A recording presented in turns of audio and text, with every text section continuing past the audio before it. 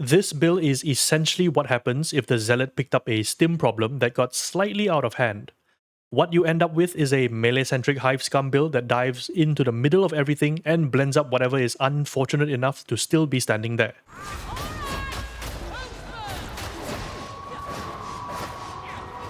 I am a blender. The centerpiece of this build is critical hits. Everything we are building towards amplifies them, so the weapon we pick needs to benefit from crits as much as possible. And the Tactical Axe Mark IV does that better than almost anything else available for this build specifically. First, its attack pattern is very consistent. Light attacks are a diagonal swipes, which are great for horde clear. Heavy attacks are a looping overhead strike and an uppercut, allowing for pinpoint targeting. Secondly, its special attack is a rapid 3-hit chain that not only has powerful stagger, but also follows into the heavy overhead strike, making it a lethal combo for stun locking and taking out single targets. Just to talk a little bit more about the Tactical Axe and why it works well for this build, it has an innate 12% critical chance. This is only 3% lower than the Combat Blade or the Shivs. It also has a finesse stat, which means it has a stronger weak spot and critical damage multiplier. In fact, it has a very strong crit multiplier of 2 times at the minimum against most enemies, and this goes up to between 2.6 to 2.7 depending on the armor type. This means raising up your crit chance is going to be a very powerful way to increase your damage output and consistency with this weapon. Now, for perks, we are going to take Carapace and Maniac damage. Carapace is primarily for dealing with crushers because apart from monsters and bosses, they are the only enemy that can really tank a lot of the damage we are handing out. Maniac damage, on the other hand, is meant for taking out mutants and Drake Ragers quickly, 2 of the most annoying enemies in my book. You could substitute this out for flag damage if you want to. As for blessings, because this is a crit-centric build, we are 100% going to pick Shred for the additional crit chance when we smack things around. This is non-negotiable. And for the second blessing, I have chosen it to be Hit Taker for the additional damage, impact and cleaving power, all of which will be put to use by the Tactical Axe. I had initially debated whether I wanted Brutal Momentum for more horde clearing power, but when I looked at the build as a whole, I felt that Hit Taker made more sense and leaned better into what the purpose of this weapon was meant for. For our ranged weapon, we will be picking up the Needle Pistol. The Needle Pistol is here because this build has exactly one main challenge: tanky single targets that don't care too much about your crits. Crushers, monsters, bosses, the Needle Pistol handles them without needing any of our buffs to be active. For this reason, we will take Carapace and Unyielding damage. As for its blessings, it technically doesn't really matter, but having something like Strip Down can give you the ability to close the gap against ranged enemies while you have the weapon out. When it comes to our curios, I've chosen a nice balance of stamina, toughness, and health. I find this to be a very comfortable combination to run. This build's offensive output is already extreme. What it needs is enough survivability to stay within melee range long enough to use it. So for perks, I've got 3 stamina regen, 2 revive speed, 2 gunner resistance, and a couple extra toughness nodes for more survivability to round it out. When it comes to picking our talents, we need to keep the core idea of the build in mind, and that as a Crit-zerker, our goal is to reach the hypercritical talent while building up as much crit chance as we can on the way down. Everything else we pick will be in the service to that and improving our damage output to further leverage the potential of hypercritical. So, to start, we are going to take Precision Violence as our main way of regenerating toughness. Because we are going to be critting a lot, this build will owe a lot of its survivability to attacking things rapidly. Quick and Deadly and Float Like a Butterfly give us a powerful boost to our damage output whenever we dodge an attack. The 15% close damage is nice, but the extra 20% critical chance is what will help us reach that 100% cap. Now, before we move on, I want to flag something that isn't obvious from reading the talent tree, which is the nice synergy between Burst of Energy and Tis But a Scratch that solves one of the build's biggest defensive problems. Tis But a Scratch keeps restoring toughness against ranged chip damage as long as you still have toughness, but stops once it breaks.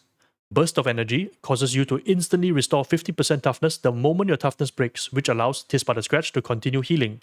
Together, these 2 nodes give you quite a bit of resilience against range damage, which is going to be your number 1 problem with this build.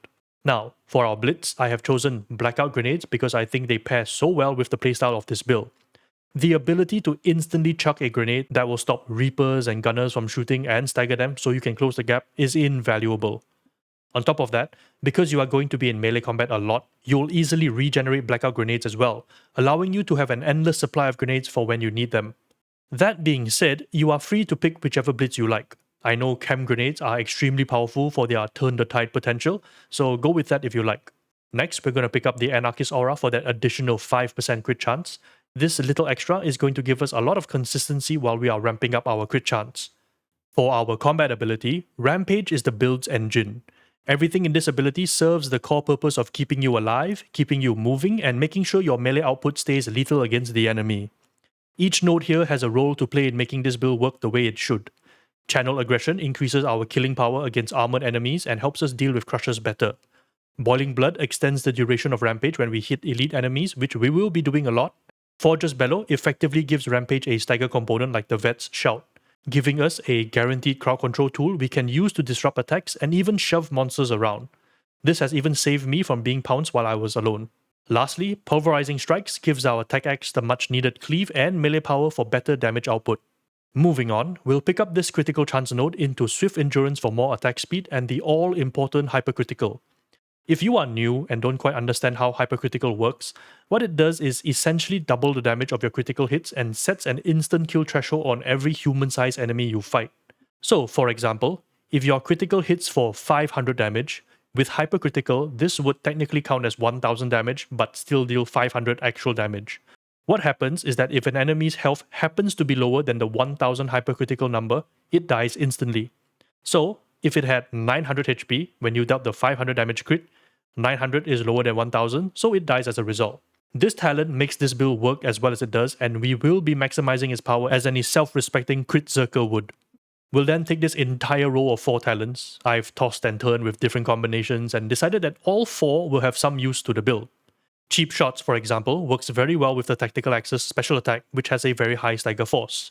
This talent also works with Forger's Bellow, staggering enemies to the ground for increased damage. The last section here is where all our remaining talent points will fit into. Coated Weaponry is a no-brainer since we are building up our crit chance. We can passively apply stacks of Chem Toxin with most of our hits. This also allows us to maintain Chem Toxin stacks from the Needle Pistol on afflicted enemies, which significantly increases our monster and boss damage. Pocket Toxin gives our Blackout Grenades horde clearing power, allowing us to compound Chem Toxin stacks to wipe out even groups of elites. The combination of splash damage and virulent strain allows us to create a chain reaction of chemical dispersion, which applies stacks of Chem Toxin to enemies whenever we kill an elite with a melee attack. Enemies who are debuffed by any amount of Chem Toxin will then take 10% more damage from all sources, including the Chem Toxin itself. It's important to note that this is a debuff applied onto enemies, so it will be multiplied separately for increased damage alongside all our damage and power buffs. Having the Needle Pistol also means we can debuff enemies from range as well. Lastly, we are closing out the build by taking Chemical Dependency for the additional cooldown reduction for Rampage, and picking up Chem Enhance for the additional 15% crit chance to round out our critical capabilities. Now, before we get into tips and tactics, we still need to take a look at our stim setup. For this build, I've chosen to max out my crit chance, taking the offensive branch for a total of 20% strength and 15% extra critical chance. I've also gone ahead and picked up a couple points in the attack speed branch, which gives me a stim with a modest 51 second cooldown. With this whole build assembled, we've built many layers of critical chance, allowing us to activate and leverage Hypercritical to its fullest and live up to the Crit-zerker name. At base, our Hive Scum has an innate 10% crit chance. Combined with Anarchist and the 5% crit chance node, we have a base of now 20%. With our Tactical Axe in hand, we have yet another 12% to work with, giving us a total of 32% chance to score a crit before we even hit anything. If we start smacking things around and get Shred to activate, we can reach a total of 52% crit chance, meaning, on average, every other hit is going to score a critical strike and apply stacks of Chem Toxin as well as activate Hypercritical. This on its own is already pretty strong, but we can push it further. If we use our stim regularly and maintain our stacks of Chem Enhance, we get an additional 15% more crit chance, which pushes our total up to 67%. So every 2 in 3 strikes is now a critical hit on average. If we happen to dodge an attack and activate Float Like a Butterfly, that gives us another 20% critical chance for the next 3 seconds, pushing our critical chance up to 87% chance now. Lastly, if you need to berserk out and push yourself to the limit, taking the stim will give you the last bit of critical chance to hit the 100% critical chance cap. At this point, every swing against a regular enemy is a hypercritical hit, which is likely to result in an instant kill, especially with your heavy attacks. Now, this all sounds nice and dandy, but realistically, you're more likely to be sitting around the 60 to 80% chance area, with Float Like a Butterfly being the main decider on whether or not you can reach the 100% cap. Now, for some strategy and tips when it comes to using this build, the first one is that while you are a berserker that wants to jump into the thick of things, finding opportunities and knowing when to hold back will contribute the greatest to your performance and survivability. It can be tempting to always go ham, but I find sometimes the moment isn't right, and it's better to hang back and support with my needle pistol instead. These are usually when I'm facing open areas or if there are too many gunners for me to comfortably go in without being shredded into ribbons. Secondly, and this one takes a bit of practice to commit to muscle memory, but you can create a chem bomb of sorts by instantly throwing a blackout grenade whenever you kill an elite that is surrounded by enemies in melee. Because killing elites will trigger splash damage to spread 2 stacks of chem toxin to nearby enemies, pocket toxin from your blackout grenades will then apply an additional 3 stacks as well, pushing the chem toxin stacks to 5, which is more than enough to kill even Drake Ragers on Auric. This tactic is really good for dealing with mixed hordes if you ever find yourself stuck. Lastly, when fighting crushers, I find it really amplifies your DPS by just firing a single needle pistol shot into them to get the chem toxin stacks rolling. From that point, the tactical axe is amplified by the toxin debuff and is also stacking up chem toxin from a higher base. Suddenly, fighting a crusher that would take you 8 seconds for example is now brought down to 5. It's a small habit, but it can really help your effectiveness against the hardest enemies this build faces. This build isn't subtle by any means, and it doesn't pretend to be.